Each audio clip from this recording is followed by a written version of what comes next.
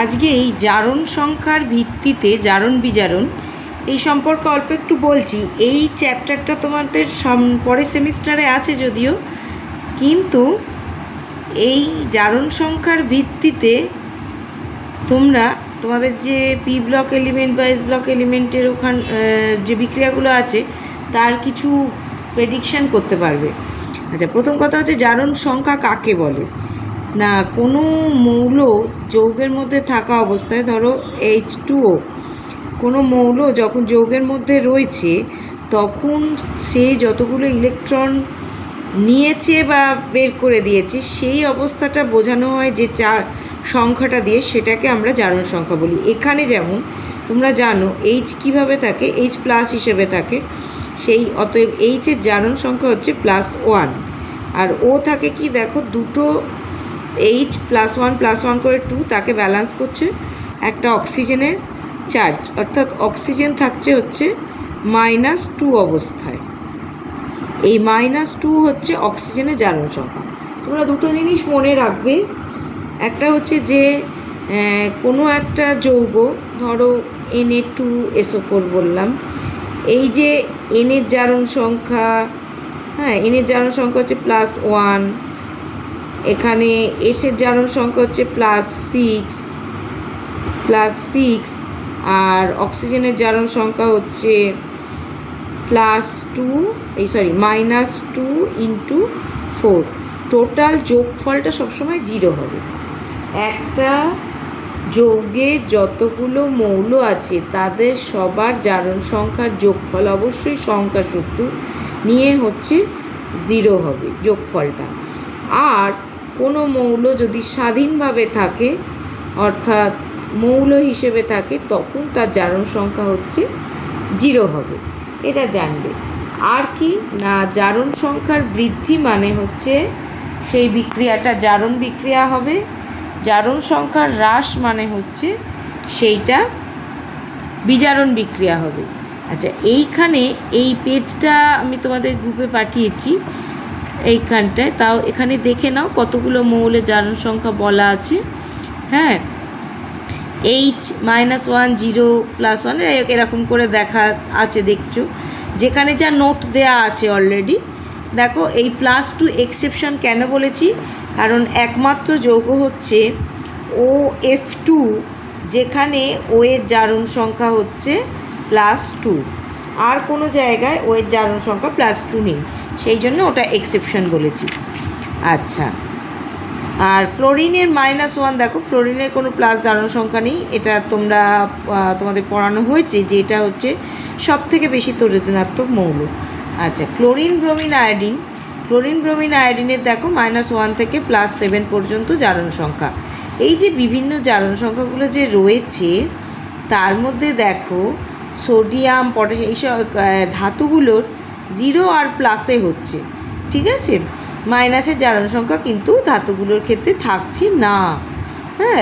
তোমাদের তোমরা যে সমস্ত যৌগগুলো নিয়ে কাজ করবে তাদের ক্ষেত্রে এখানে যেটা বলার, কি বললাম না, জারণ সংখ্যা, ওই যে জারণ বা অক্সিডেশন হচ্ছে ইলেকট্রনের রিমুভাল বা ইলেকট্রনকে সরিয়ে নেওয়া, তার সঙ্গে একইভাবে মনে রাখবে অক্সিডেশন নাম্বার বা জারণ সংখ্যার বৃদ্ধি। আচ্ছা, আমি এখানে আরেকবার লিখে দিই, জারণ মানে হচ্ছে কোনো পদার্থের জারণ বুঝবে কি করে, জারণ সংখ্যার বৃদ্ধি, জারণ সংখ্যার বৃদ্ধি, আর তোমরা যা পড়েছো ইলেকট্রনের চলে যাওয়া, ইলেকট্রনের অপসারণ, এইটা হচ্ছে জারণ। আর একইভাবে বিজারণ কি, বিজারণ হচ্ছে জারণ সংখ্যার হ্রাস বা ইলেকট্রনের যোগ,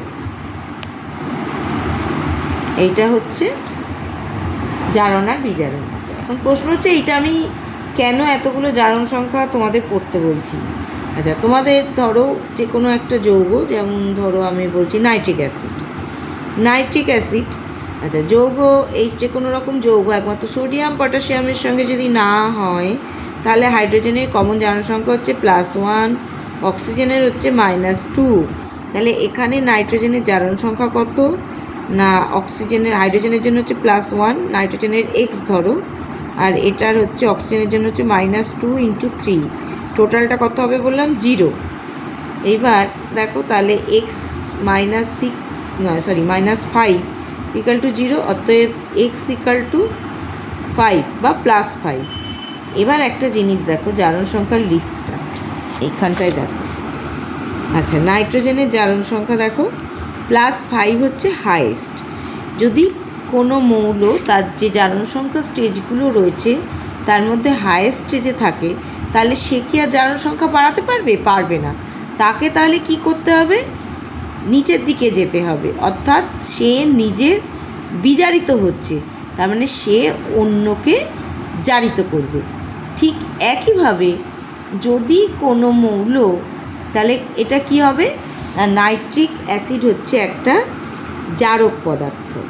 কারণটা কি পড়লাম না, কারণটা হচ্ছে যে এর মধ্যে নাইট্রোজেন হায়েস্ট বা সর্বোচ্চ জারণ সংখ্যা স্টেজে রয়েছে, সর্বোচ্চ জারণ সংখ্যায় রয়েছে, জারণ সংখ্যায় অবস্থায় রয়েছে। এবার সেই জন্য এ হচ্ছে জারক পদার্থ। একইভাবে যদি কোনো মৌল কোনো যৌগের মধ্যে লোয়েস্ট জারণ সংখ্যায় থাকে, যেমন ধরো H2S, H2S-এ কী হচ্ছে, H হচ্ছে +1 × 2 +1 × 2 + x = 0। এখান থেকে আমরা কি বলতে পারবো? x = -2 সালফারের জারণ সংখ্যা, সালফারের জন্য। আচ্ছা, এবার সালফারের জারণ সংখ্যাগুলো এবার লিস্টে দেখো। সালফারের জারণ সংখ্যা লোয়েস্ট কত? -2। তার মানে সালফার H2S আর বিজারিত হতে পারবে না। তাহলে H2S কি হবে? জারিত হবে।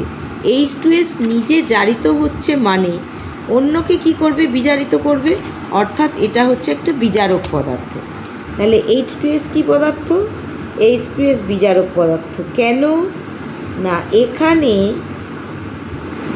সালফার সর্বনিম্ন জারণ স্তরে রয়েছে, ঠিক আছে, সর্বনিম্ন জারণ স্তরে রয়েছে। আর একটা জিনিস দেখাই, আর একটা হচ্ছে ধরো HNO2,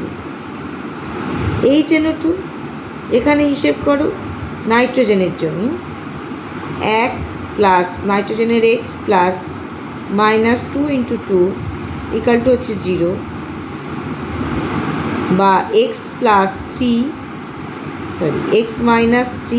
0 বা x = +3। এবার নাইট্রোজেনের এই 3টা দেখো একবার, এই দেখো নাইট্রোজেনের জারণ সংখ্যায় দেখো +3টা মাঝামাঝি, তারপরে আরও দুটো স্টেজ রয়েছে, অর্থাৎ নাইট্রাস অ্যাসিডে কী হবে? এ জারিতও হতে পারে, বিজারিতও হতে পারে। তাই এই রকমভাবে জারণ সংখ্যার মাঝামাঝি স্টেজে যারা রয়েছে তাদের জারণ বিজারণ দু ধর্মই থাকবে। আচ্ছা, জারণ বিজারণ দুই ধর্মই থাকবে। এইবার যেটা বলছিলাম, যাদের জারণ বিজারণ দুটো ধর্মই থাকবে, যেমন হচ্ছে তোমার H2O2-তে অক্সিজেন থাকবে হচ্ছে -1 স্টেজে। এবার দেখো অক্সিজেনের -1 একটু এদিকে ভালো করে খেয়াল করে দেখো। অক্সিজেনের -1 থেকে কি হতে পারে? 0-তে যেতে পারে, +2টা ছেড়ে দাও, -2-তেও যেতে পারে। -2 মানে আমাদের কমন জিনিস হচ্ছে জল, আর 0 মানে হচ্ছে অক্সিজেন। তাহলে H2O2 জারক বিজারক দুই হিসেবেই কাজ করতে পারে। দেখো একটা দেখাই, H2O2 জারক বা বিজারক দুই হিসেবেই কাজ করতে পারে, হ্যাঁ, কারণ এটা মাঝামাঝি রয়েছে। এবার প্রশ্ন হচ্ছে, জারক বিজারক দুই হিসেবেই যে কাজ করবে সেটা কার উপর নির্ভর করবে না, ওর সঙ্গে কে আসছে। যদি ধরো H2S এর সঙ্গে বিক্রিয়া করে, H2S + H2O2, তাহলে এইটা পড়েছ যে H2S কি হবে? H2S আর বিজারিত হতে পারবে না, তাহলে H2S জারিত হবে, তাহলে একে বিজারিত হতে হবে।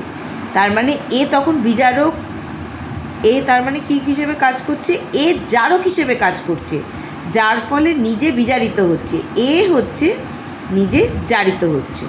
তাহলে এ যদি বিজারক হিসেবে জারক হিসেবে কাজ করে, তাহলে H2S জারিত হয়ে কোথায় যাবে? দেখো, এসের -2 এর পরের স্টেজ কী আছে? 0। তাহলে এই এস হবে, আর এ তাহলে বিজারিত হয়ে কোথায় যাবে? কি বলেছি? এটা -1 থেকে -2 মানে জল হবে, S প্লাস H2, এই হবে প্রোডাক্ট। আবার যদি H2O2-কে KMnO4 এর সঙ্গে দাও, দেখো KMnO4 একটা আম্লিক মাধ্যমে আমরা বিক্রিয়া করছি, H2SO4, ঠিক আছে? এই যে আম্লিক মাধ্যমে বিক্রিয়া করছি, তার আগে আমি একটু বলে নিই এখানটায়, KMnO4 এর জারণ সংখ্যা কার? পটাশিয়াম যৌগ তৈরি করলে +1 করবে, অক্সিজেন হচ্ছে -2 × 4, তাহলে Mn এর জারণ সংখ্যা কত হবে? +1 + x - 8 = 0, তার মানে x = 7 হচ্ছে, +7। এবার ম্যাঙ্গানিজের জারণ সংখ্যা এখানটায় দেখো, +7 হচ্ছে হায়েস্ট, তার মানে KMnO4 কী হবে? KMnO4 জারিত হতে আর পারবে না, বিজারিত হবে, তার মানে KMnO4 নিজে হচ্ছে জারক দ্রব্য। তার মানে KMnO4 যখন জারক দ্রব্য, তার মানে এই বিক্রিয়ায় বিজারক দ্রব্য কে হবে? অবশ্যই H2O2। তার মানে KMnO4 বিজারিত হবে, H2O2 জারিত হবে। তা H2O2 যদি জারিত হয়, তাহলে কি বলেছিলাম? H2O2 জারিত হলে কোথায় যাবে? H2O2 জারিত হলে যাবে এই যে -1 থেকে 0-তে, অর্থাৎ অক্সিজেন হবে। অক্সিজেন হওয়া মানে এই বিক্রিয়ার একটা প্রোডাক্ট অবশ্যই হচ্ছে অক্সিজেন। আর বিজারিত হবে MnO4, Mn দেখো একটা জিনিস দেখিয়ে রাখি এখানে, +6 বা +4 হচ্ছে একমাত্র MnO2-তে হয়, এটা নট সো কমন। +6ও স্পেশাল কন্ডিশনে হয়, +7 থেকে ও চলে আসবে একদম +2-তে, ঠিক আছে? +2 মানে Mn2+, এই যে বলেছি অ্যাসিড মিডিয়াম সালফেটকে নিয়ে ঘুরবে, কাজেই Mn কী হবে না? MnSO4, ঠিক আছে? আর পটাশিয়াম K2SO4 হয়ে যাবে। আর যে দেখছো এই যে এতগুলো অক্সিজেন রয়েছে, এরা জল হিসেবে তৈরি করবে। তাহলে আমাদের মেন যে এখানে প্রোডাক্টটা হলো, সেটা KMnO4 থেকে হলো MnSO4, আর H2O2 থেকে হলো অক্সিজেন। তাহলে এইভাবে আমরা মোটামুটিভাবে একটা আইডিয়া পেতে পারি যে কোন বিক্রিয়ায় কি প্রোডাক্ট হবে। যেমন ধরো ক্লোরিন, ব্রোমিন, আয়োডিন, এদের যখন আমরা বিক্রিয়া করাবো, আমরা পর্যায় সারণী অনুযায়ী জারণ বিজারণ ধর্মটা জানি। এইখানে দেখো ক্লোরিন, ব্রোমিন, আয়োডিন -1-এ থাকে HCl, HBr, HI, যেহেতু এখান থেকে আর নিচে নামতে পারে না, তাই HCl, HBr, HI হচ্ছে বিজারক অ্যাসিড। হ্যাঁ, কিন্তু যখন সেটা HClO3, HClO4 এইসব তৈরি করে, তখন +7, +5 এইসব জারণ সংখ্যায় ওঠে, তখন এরা জারক অ্যাসিড হিসেবে কাজ করে। এবং HClO4 যেখানে +7 হচ্ছে জারণ সংখ্যা ক্লোরিনে, সেটা খুব ভালো অ্যাসিড। তোমরা এইখান থেকে এই মোটামুটি একটা আইডিয়া পাবে। হ্যাঁ, আর এই জারণ সংখ্যাটা এই জন্য বললাম যে জারক দ্রব্য বিজারক দ্রব্য তুল্যাঙ্ক ভার যেটা আমি বাদ রেখেছি, সেটাও কিন্তু এইখান থেকে চলে আসবে। ঠিক আছে, এটা পড়ো, তারপর বুঝতে না পারলে বলো।